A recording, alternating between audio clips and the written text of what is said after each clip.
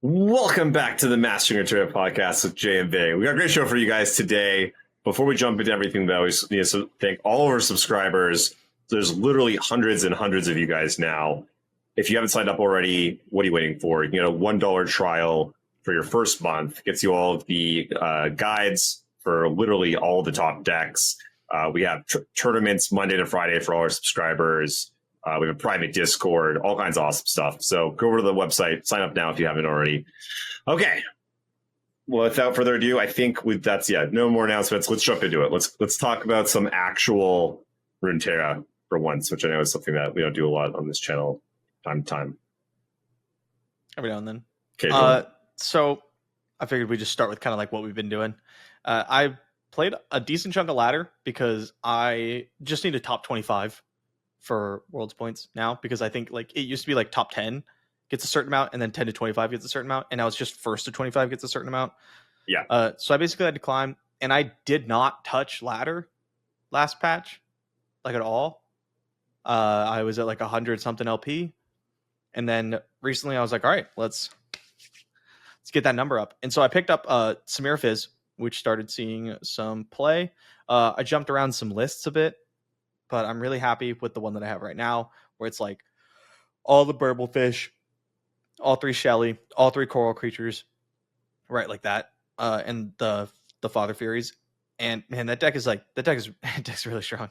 I climbed to over like 800 LP with it from like a 250 start or something over the course of a couple days, which is pretty nuts. The meta has shifted to like counter that, because I felt like for a couple days Samir Fizz was like the thing. It was like and free. Now, yeah, it was such free LP. And now it's kind of like, now it's changing. Everything feels, we were talking about this actually right before we hit record, but everything feels kind of low power. Yeah. Right now there's no true like standout.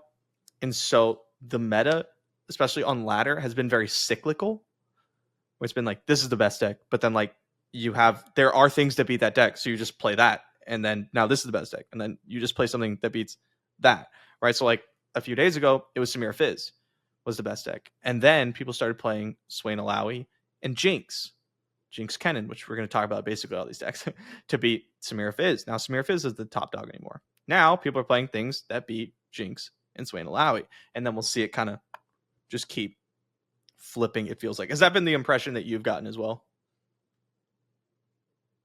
Kind of. Maybe I haven't been playing enough ladder, but I feel like I keep running into a lot of everything. Like, just like, I don't know, all kinds of crazy stuff people are bringing. In the gauntlets, I've been playing a lot of the Ruthless Rumbles, and there it's much more, a lot of Fizz and a lot of Fizz Samira and Jinx, running into a lot of that, a lot of Aatrox, a lot of the Shadow Isle stuff, kind of just like, the decks that are winning, not so much Brews there. Yeah. And so I'm getting most of my testing in there. Yep. If I had to pick, like, I feel like every single lineup that I've run into has had some combination of these, and maybe some others sprinkled in. Dark Donger, Heimerdinger J Shadow Isles. Yeah. Seen a lot of Samira Donger. Fizz, Jinx Kennen, Vayne Trux, Alawi Swain. I think every lineup has had like 1 to 2 to sometimes 3 of those decks. I've been seeing them a lot, and then I think it's like a pretty steep drop off after that. At least in my experience. I don't know if you said Nasus or not. I didn't even run into any Nasus. Oh, really? Yeah, but I think that's because like the Fizz Samira players like were terrorizing the Nasus players like a couple days before Ruthless Rumble. At least maybe I'm just projecting. I only played so many Ruthless Rumble matches. Only like 9 or something.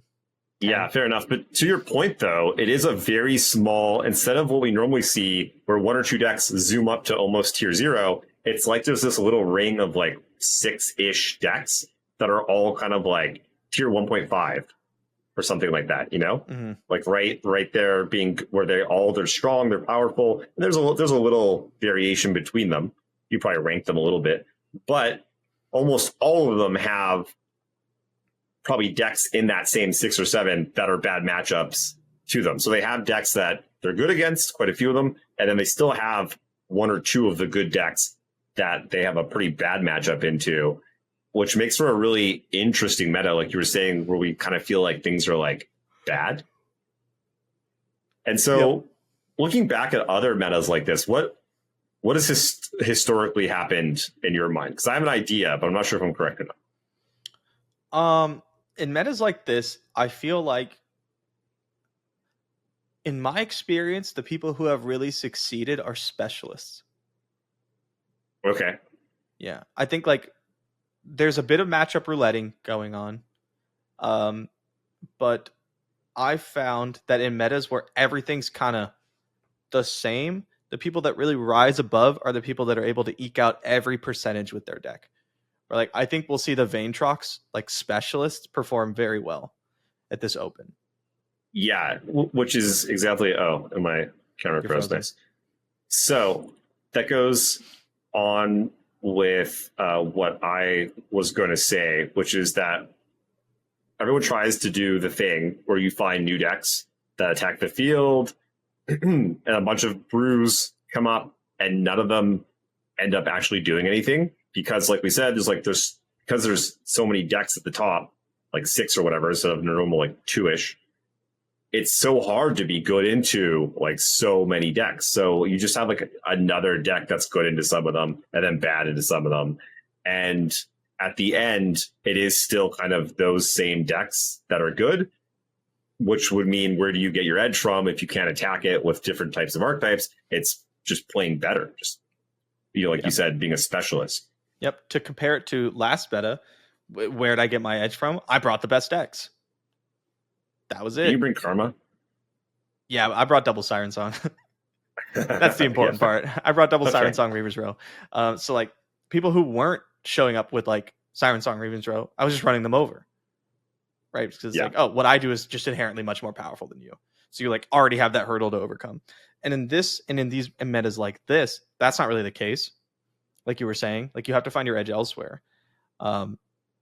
And yeah, I think you're going to see a lot of like people picking and choosing like 2 of those like core 6 or 7, and then maybe like sprinkling in a little something on the side. I expect to see a lot of that. Yeah. Also, I think some spiciness with the lists, right? Because if you know you're going to be playing like more mirrors or specific matchups, which is what ends up happening, right? Because you'll ban 1 or 2 of those decks, and then there's like a 3 or 4 of that you're kind of like going to be playing into like a lot. And so when you're able to do that, when you're able to narrow the field down, you're able to, make those little tweaks to your deck list that can make really big differences in win percentages in certain matchups. I think we'll start seeing that quite a bit also. Yep. We're going to talk about, so those are what I consider the core decks. There's some outside picks that I think are like a bit more variance heavy in terms of their matchups. They're a bit more polarized, but could be like really, really strong if you hit the right matchups. These are things like, think Varus Samira has been proven to be quite the tournament deck over and over again. Nasus, I put in this category. Nasus is very feast or famine. Sure. It either like hardcore stomps a deck, or it like just can't interact and dies. Like a lot of those matchups are really, really rough from it. But then when you look at like its best and worst matchups, it starts with like 25 percenters on both sides, and you're like, oh boy. So if you're gonna bring Nasus, I hope you know what matchups you want to play against. And I do expect some people to bring these, but like not as many. Yeah, and there's quite a few other ones like Shen Jarvan.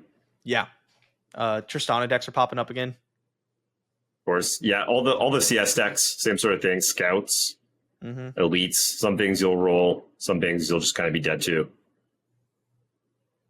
So, is our edge then just going to come from putting reps in? Is this one of those formats where you just need to, like, you always want to put a lot of reps into your decks, obviously, but if we're talking about trying to be like a specialist, to like, you have to just be outplaying your opponent because they're going to be on the same sort of deck a lot of the time.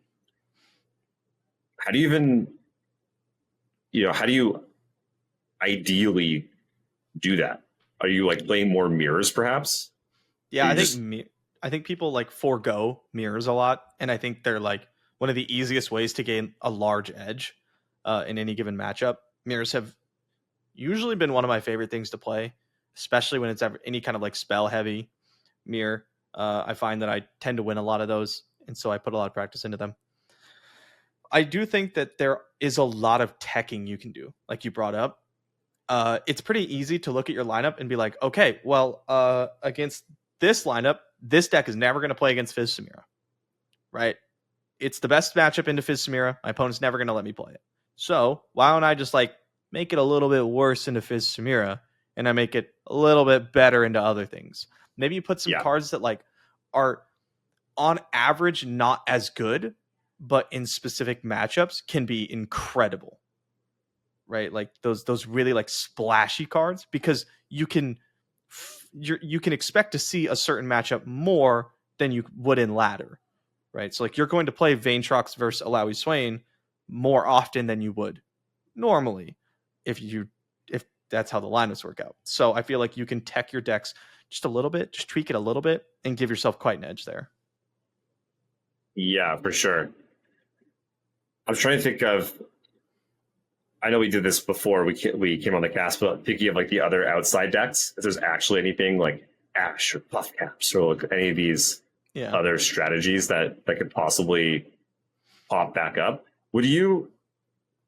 I'm wondering if I should even bother, because like as we're talking about it right now, like I don't know, like there's some things I definitely want to try. Like we're talking about Tristana, it's interesting. Tux, was it? No, Grandpa Roji just won our subscriber tournament yesterday, playing it. I will say though, using like our subscriber tournaments or even the Mastering Runeterra Open tournament as like a result or data, like there's definitely some folly in it for day one of the Open. Yep, because it's a different meta. Yeah, Boulevard made a really good video about this, where like he was talking about the tournament meta. Last set with Siren Song, or last patch, and I feel like this got added because there was like nothing to talk about, because he was like, well, Siren Song's really good. Moving on. But he went into like a deep dive to look for correlation between our Open and the Open, right, on like what decks perform well, and basically came to the conclusion that like there's no correlation outside of like the top 3 decks did well, right? Like nothing super crazy there. And I definitely think that's true. I also like urge people to remember that a lot of the people they're going to play against in the Open, especially day one, are people that like just play ladder. A lot of them won't even be Masters players. Yeah, right? You're going to see a lot of outside stuff. You're going to see a lot of stuff from two patches ago, right? Like I played against Darkness a couple times, not like a Nora variant, just like Darkness. Yeah. Right, you're going to see a lot of stuff like that where it's like, wasn't this from like 6 months ago? Didn't that card get nerfed or whatever? So I like to bring, and I will say this literally every single time we talk about lineups, is like I like to bring decks that just beat things. I don't want to play a deck that's like, okay, yeah, it loses into like a couple decks to the field, but it's like really strong against this one thing. It's like, no, I want to be the guy that's like, you're not playing a tier 1 deck? That sucks. And then like I crush you. Right, that's the kind of decks that I'm looking for. Vaintrox for me feels like that. Alawi Swain, while I don't really like the deck, feels like that. Like if you bring some jank against Alawi Swain, you're gonna lose. Yeah, and I think this. So, I think this season especially is going to really amplify that, because I think there's just not as much stuff that's powerful. Like there's like in standard, what other powerful stuff is there even left that hasn't been like slapped down? Like you're seeing it, right? Aatrox, Samira. These are the powerful things you can be doing. And so I'm trying to think of like how, like, where do you go from there? Like, what's the next step? Now you have this information that you think is true. Would you recommend that people like lock in their lineups? I think putting reps in with lineups now, because there's only a week left until the Open, and figuring out like your bans and your mulligans as well as humanly possible, I think you always want that, obviously, but typically you're able to like move around, different decks pop up and stuff. You can find edges other places. I think now though, like it's like all there is left to do. What else can you really be doing? Yeah, I mean, you can like, I'm always on the lookout for like the breakout thing, or like, oh, this is like last set it was like Lucian Alawi was like the thing that popped up like 4 days before the tournament or whatever. Started putting up numbers, and I was like, oh, this is really, really strong. I should do this. This feels like the next evolution of what like Siren Song should be doing. For this patch, I don't really see that happening. What I expect is like there's going to be some stuff. So I've been keeping very close eye on the stats. I check both Mastering Runeterra and Mastering Runeterra, Mastering Runeterra and Runeterra AR probably about like every 3 hours, every day. Even though like nothing really changes, I just like keep checking. I check every day, but every 3 hours is like a lot. I just have the tabs always open and just refresh them. And so like I'm looking at like what's the most played, what's the highest win rate, what's like low play weight but super high win rate, what fell off over the last couple days. That's I wanted to bring that up with you. One thing that we definitely, or at least that I don't do enough of, is like there's a reason that you see the Mastering Runeterra meta and then the Riot Open meta. It's because the metagame changes quite a bit. Mm-hmm. And people are, like you were saying, even like on ladder, people are changing it up constantly every like 1 to 2 days. I think heading into the opens, there's definitely some things fall off, right? When we're like, okay, there's 6 or 7 decks that are good. Typically by the time we get to the open, like 2 or 3 of those will just really drop in play and popularity. And that like should shift what you're deciding to do and what decks you're deciding to bring, because you can more accurately like target the meta. That's something that I think we don't do as much, because we're very much kind of bringing like the good decks, which are just tend to be like the good decks. But whenever I talk to a lot of the players that are like consistently making deep runs, this is one of the things that they're always bringing up. Is like, oh, I saw, that Echo Jinx deck like died off, or like in this scenario, like Nasus looks like it's like becoming a lot less popular. And so maybe that means Hammer Jace goes from being like pretty popular to like, now that actually goes down in popularity too, because like it doesn't fit into enough lineups or something. It's like, okay, all these Shadow Isles decks are dropping in popularity. It's like, what's left over? Okay, so now you have like Fizz, Jinx, things that beat those. It's like, well, which side do you want to be on? Probably don't want to be on the Fizz side, because your Shadow Isles decks are gone that you want to prey on, and the decks that are left are the ones that kind of prey on you. Even if Fizz Samir is like the best deck in a vacuum kind of thing. Yeah, I definitely need to be putting more time to that. I pretty much like ignored it over the entire Open series, like ever since we've had it, because I was People like, are getting better though. Hey, no, like, they are, yeah. And I'm well aware that that's like a failing of mine. I just haven't felt like I've had the time, because it takes a lot of fucking time. It does take a lot. It's a lot of effort for not a lot of reward. This is the one to do it though. Like if you're gonna bank one, obviously it's the Worlds one where you get $5,000 and directly into Worlds. Yep, I will. Like I think my Open strategy is like perfected. I've top cut every single Open, even some with like minimal practice. But my day 2 strategy is terrible, because it's literally show up with what I think is cool. I think yeah, the amount of prep you do for day 2 is almost negligible. It's basically zero. Yeah. Okay, is your day 1 strategy so good, or are you just an extremely good technical player who plays good decks well against people who are not playing as good of decks and not playing them as well, which is what I would attribute it to? I think it's both. I think it's like, I think the strategy is a good strategy. Sure. The strategy being basically like play very strong decks that if your opponent missteps, you kill them. Like you shut the door in their face, right? Like if you play Karma Set, maybe it wasn't the best deck out there, but like if your opponent steps out of line and you're playing Karma Set, you win the game. Like that game. Yeah, it's hard. It's hard to do that. It's hard to do that. Hard to have a better strategy to that. But we've seen people take like 3 tier 2 decks, but they mastered them and go 9-0 day one, right? No, Run absolutely. like Spids did it, I think, right? Mm-hmm. So, if you're playing like damn near perfect, which I'm not saying you're always doing that. I'm not saying that, but if someone was playing damn near perfect Like they're day twoing with like most decks, right? Yeah. With a lot of lineups, a lot of decks. And so I think when you put you versus the average day one person, you're a lot closer to playing damn near perfect than your average diamond player. Yeah.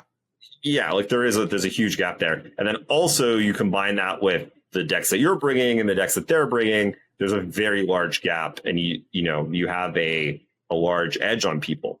Yep. I just want to give myself the best shot to not lose to myself. I feel like and I mean, to be fair, I don't think it's hard to do much better on day one, because like you're saying, there is so much just random stuff out there. It's like, what else can you do? You can't target stuff, so like bring the good stuff, play it well. There's also no benefit to going 9-0. Like, you don't have to bring a super sharp meta call in 9-0, because 9-2 is exactly the same. So like, just take the things that give you the best chance to 9-2 or whatever. And didn't like some 8-3s make it? Yeah. Last month? Yeah, I would. Is that true? Is that accurate? Yeah, that happened, but it was Siren Song meta. Less people played. I wouldn't like. I wouldn't rely on that, but it could happen. Yeah. So that means 9-2s made it, and then 9-3s made it, and then you can't go 9-3. You can't go 9-3. That's why. Okay. So a couple 8-3s made it. Right. Yeah. So I'll but day two, bringing like the good stuff and just gapping people you can't. It's never been the thing. Yeah. All the way since the beginning of seasonals kind of thing.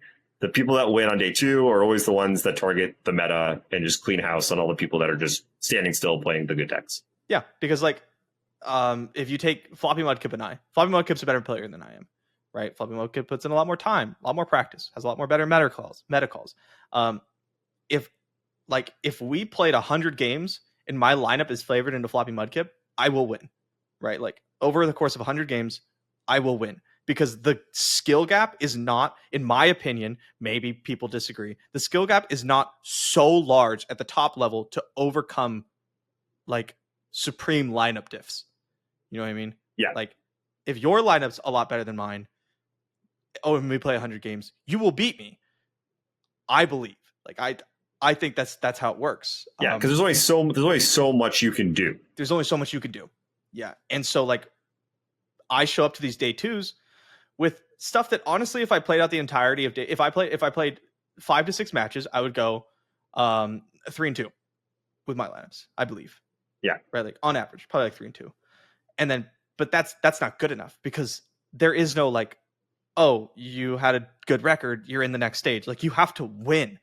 And if you want to, like, you can bring basically Jund and like try to coin flip your way, or you can be like, all right, it almost never gets there though. Almost never gets there. Or if it does, it gets dismantled in the finals, right? Like, to these people who took the time and really like figured out and went, okay, I think a lot of people are going to bring this, and if I ban this, there is a huge weakness to this strategy. Yeah, maybe I'm weak to this, but no one's bringing this in Top Cut, I don't think. So yeah, like all of a sudden you show up, or you just dodge it, or you just dodge it. Lots of times in seasonals, it was like, I couldn't beat a triple aggro lineup to save my soul. I'm 0% against it, but I'm going to beat every single other person like a. I was going to say redhead step child, but maybe don't. It's fucked up. And that's what you do. That's what the people who like win these tournaments are doing. And I do need to be doing more of that. Yeah. And if anything, yeah. Why do you think you haven't even like recently? Because it seems like it comes, we have these discussions and you're like trying to figure something out and you can't, like, you haven't cracked it.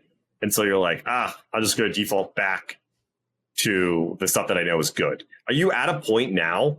Because I feel like you should be, where I think you're better served playing 3 decks you've never played before that seem to theoretically have a good like in at getting people, rather than playing like the 3 best decks that you just know at this point. It's not going to happen. Yeah. It's just not going to happen. That is true. Like, if you asked me at every single open day 2, basically, I would have told you, I'm like, I'm not going to make it. Like, I'm not going to win. I'll probably win a few, but like, that's it. Yeah, I mean, you might be right.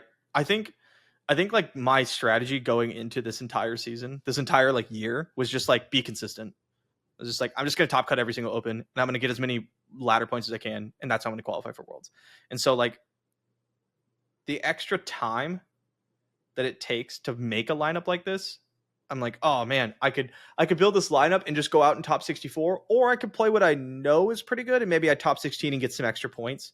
And so like I've just kind of gone with option 2, and I think you're right. I think I might be better served by just like gripping it and ripping it.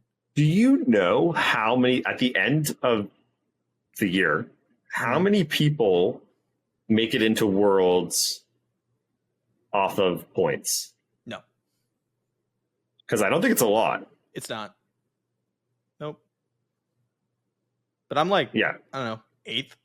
You'd probably be way up there after like a bunch of people have qualified. You have super consistent results. I'm surprised you're 8th. I would have thought you were like, is that removing the people that have qualified, like Drizoth and no? Oh, so that's okay. the thing, So there's right? Like it's probably like 3. So it's 3 of them. Yeah. Or is it 4 of them? Is it one? Drizoth It's 4. plus Drizoth 3? plus 3. Yeah. Yeah. Okay. So you're probably in the top 4 then. Mm-hmm. And then there's people who top 2'd or top 4'd, but like aren't as consistent, will eventually fall behind. That's my plan. Now, don't want to grind the ladder every season, or yeah. Now, do I think I'd be better served by like putting in an extra, I don't know, 20 hours and having a real day 2 plan? Absolutely.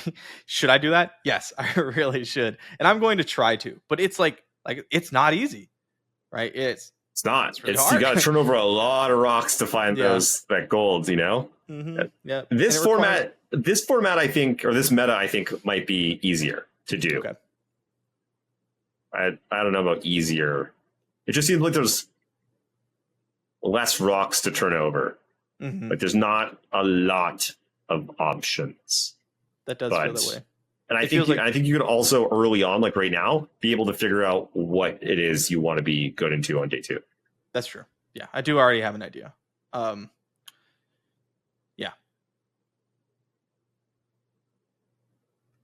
I'll do my best. This season. We'll see how like this weekend goes, because I don't know when this is airing, but like it's Friday.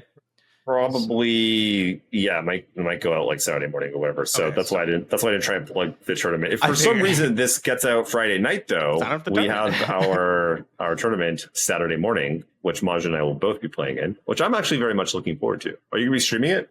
I will be streaming it. Yep. Yeah, because like, why not? Yep. Can you do me a favor though this time when you rage quit? Could you please raid your company's stream? That'd be I can do that. Very appreciated. Yep. Yeah, I can do that.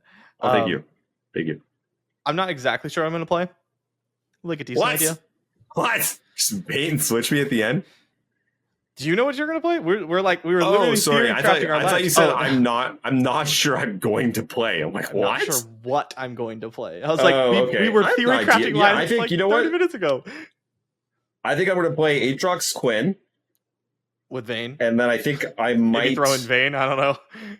It might be Alawi Swain and Varys. Oh, yeah, sorry. Then obviously Vayne. It might be, Alawi Swain and Varys Samira. Mm-hmm. I think because I've played the other options are like Fizz Samira or like Jinx, and I've played those a decent amount. I feel like I have a good feel for them. And so I want to try these other decks out and just, kind of get that information to figure out what I want to be doing going forward. I agree. Yeah, it's tough. It's tough just letting go and just being like, these are the decks. I'd really like to lock in decks like after tomorrow and just like grind my ass off all week. That would make me very happy. And that's gonna be what I try to do. I think that's a good idea. I am in a spot where like I like Fizz Samira, but the meta currently is pretty hostile to it.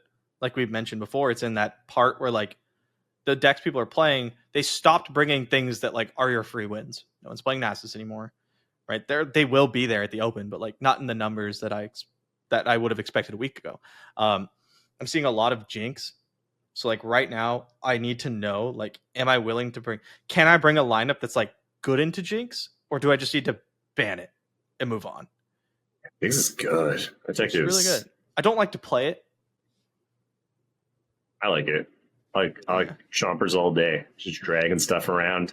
You want to block? Nah, not maybe strong. next turn. Nah, just kidding. Not blocking this turn either. It is kind of Never funny when blocking. you're like, oh, you cast 2 spells this turn? That ain't enough. Take 8. You're just like, double Right? chompers you. Yeah. Like turn 3. Yeah, it's ridiculous. You're like, Yeah, there are deck just 3 goes and you're off. looking at like Blowback, Mystic Shot, Jinx, Yeah. Electro Harpoon, and you're like, Yeah. The deck does a ridiculous amount of damage. It's pretty strong. Okay.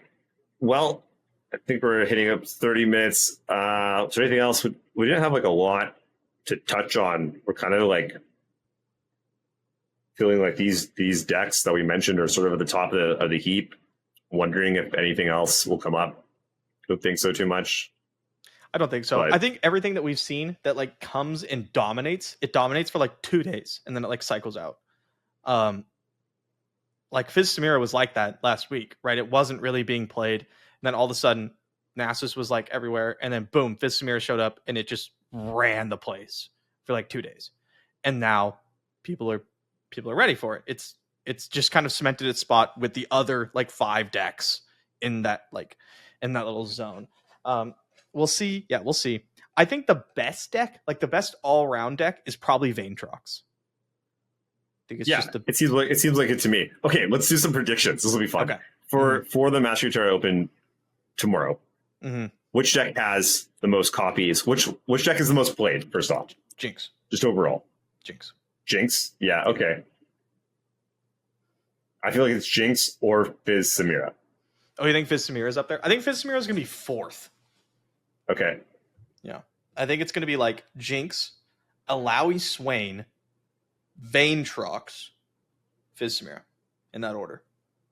Yeah, I think Donger's been seeing a lot of play. People just like that deck. It just feels it's just like a nice. fan favorite. Yeah. Yeah, it's you not have to do the it's not bonk quite, thing Yeah. when It's you cast there's too many Shockwave? decks that the thing you're doing is not good into.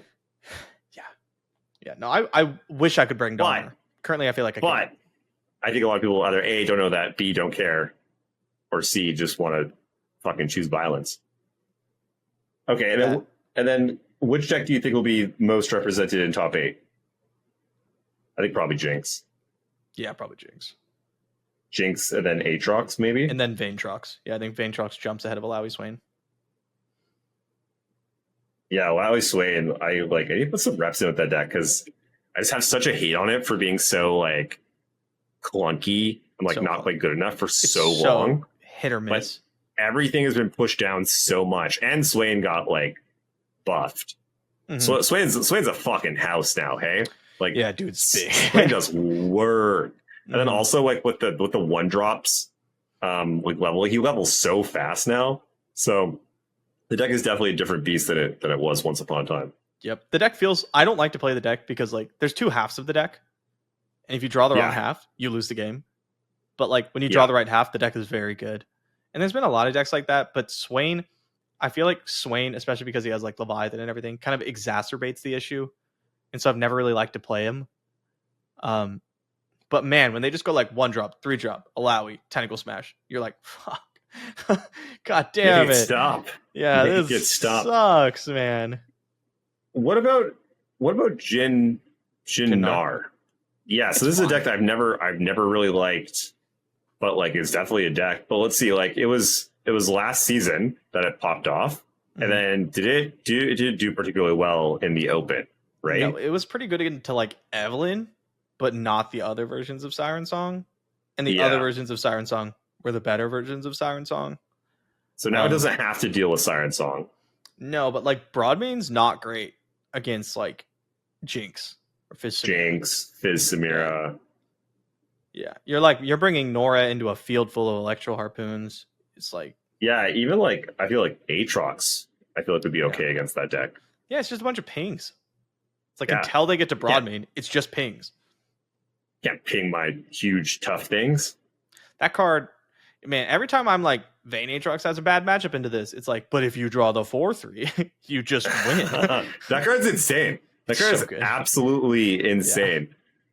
I feel like Red Pup just realized like that card was absurdly broken. Like everyone knew it was good, but like put they it were in like, every we need to ride this bad boy for a that while. It's like dumb. figuring out bar was good or something. Like, we need to Very similar. can we mana?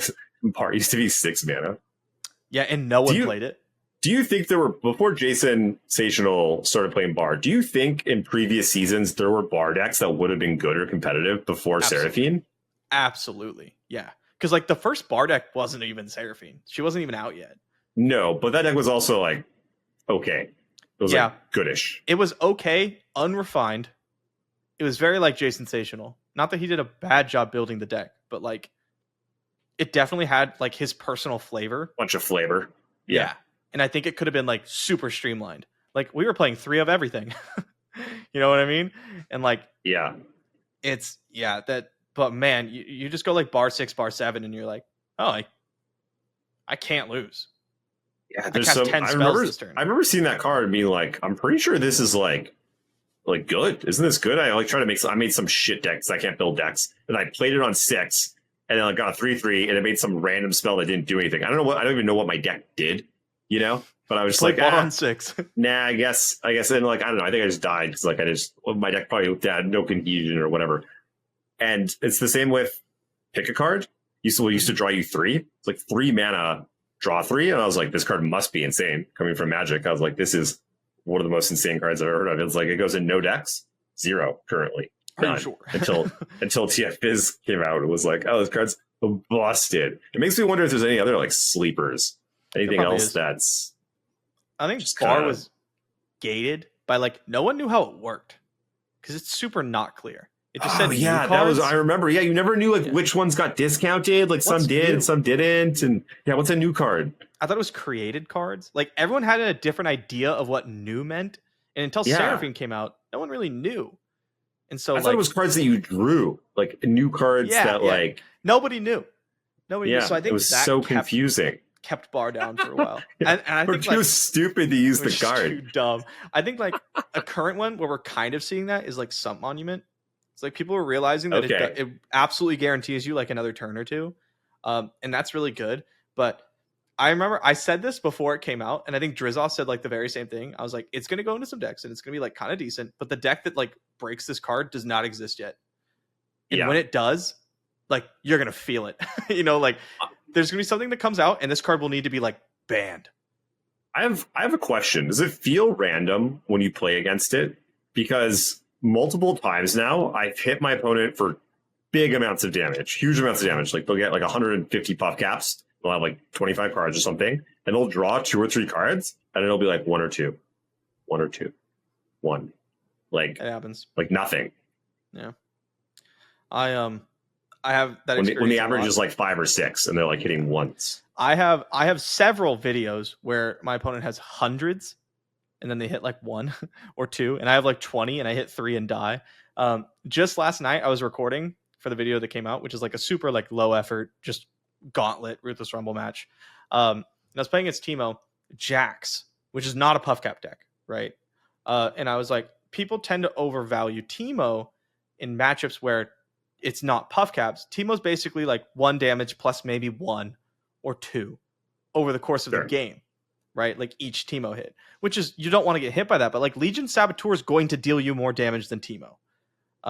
Right. But people will like lightning rod Teemo. And so I was saying that, and Teemo hits me, puts 5 puff caps in my deck. Turn 1, I draw on turn 2, and I hit 2 puff caps. And I was like, God damn it. I'm like a little suspicious that the randomization on it might not be random, because I don't think I've ever seen anyone like the opposite happen, where like you hit them for, you know, they have 40 puff caps and 25 cards, and they just draw like 10 or something, some like ridiculous amount. And so, I mean, I'm going off of some anecdotal evidence here. I was gonna say, this is super anecdotal. Super anecdotal, but like, I don't know, it happened enough that like it just seemed like it kept happening. Like every time I put 100 plus puff caps, and they just draw like a very small amount for the first few cards and whatever. And so I never one single time in all the times I've played Runeterra have ever seen someone just first card drawn like 5 plus puff caps, just like, you know, draw 50% of them. I just drew a bunch. and I've seen them miss often. And so I feel like that distribution is not full random. It reminds me of like Spotify's random. There was a big hubbub about it because like Spotify's random is currently not random. There's an algorithm that like picks and chooses songs to like randomize, because people were very upset that it was playing the same song twice in a row. Obviously it can't be random, but like that's what random means. And so people made a big hubbub about it not being random enough because it was random. And so they de-randomized it, and now people are happy. Yeah.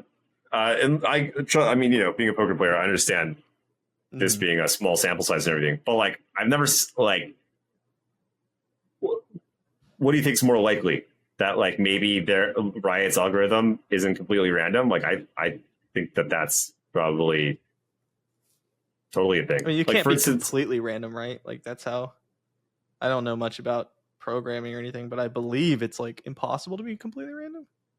no, You just shuffle it enough. Definitely, yeah. You just like poker, like when you play online poker, like it might not be like, you know, complete random, because it's like there's like however far down the thing you go, but it's like it's random enough. It's random. That like it's effectively random. It's effectively random. Yeah. Like you shuffle a deck and it could be like 4 aces on top, because it's like it's completely random. It could go back to back. It's like it's random. I would have to play like 100 games against Puffcaps, example. because like I have been on both ends. You're like, I've never seen somebody do that, but like I've been that guy where I'm playing Puffcaps, my opponent puts 24 on my deck and I hit 5 off the first card, and I'm like, oh, okay. I mean, so like it enough, happens. then. It just happens to me. Yeah. And that's what I was trying to say. Like, I haven't seen it happen to me either, where they're like, I just hit a bunch of them. At least not that I can recall or whatever. But yeah, interesting to know, because like, also, what's the other one? The one that makes the turrets? Because that's like not random it's either, weighted. right? Or something. It's weighted. Mm-hmm. Yeah. It's and so like I feel random, like, I think. What does it say on the card? Just create X turrets with this, and it's I weighted. We have like a table. Like, yeah. So like, why is that weighted? Because some are feel bad. Yeah. It's also levers to adjust the card for balancing. Fair enough. Yeah. And so I don't know, things like that make me feel like, how did we get on this topic? I don't know. That's a good question. All right, let's wrap it up here. Let's get deeper down a randomness rabbit hole. I feel like someone's going to post this on Reddit and be like, actually, you know what? If someone on Reddit could just figure this out for us, that'd be great. We should ask. I'm curious now. I would just ask Riot. Like, hey guys, actually, how did Puffcaps work? Yeah. Sure. Yeah. Someone know. All right, let's wrap it up. We'll see you guys next week. We'll try to have this out a little bit sooner in the week so that we can actually give some actual advice on decks we think you guys should be playing.